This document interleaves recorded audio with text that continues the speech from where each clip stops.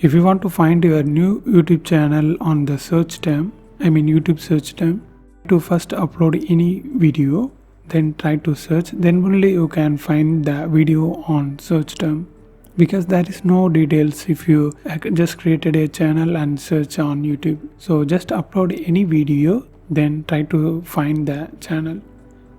I just show you. Open YouTube and click this search. I just type our one of the YouTube channel name,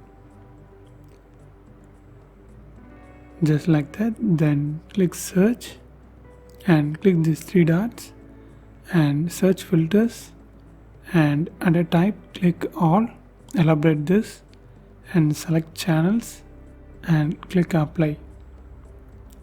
Here you can see there is lot of DD business, so you just need to scroll down and find your channel. Yeah, this is mine.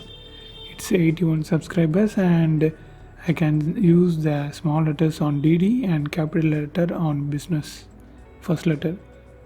Yeah, this is the thing. There is no video, but still I can find because it's a old channel. Yeah, it's one video, right? So that's the thing. Here is one video, but there is no other detail.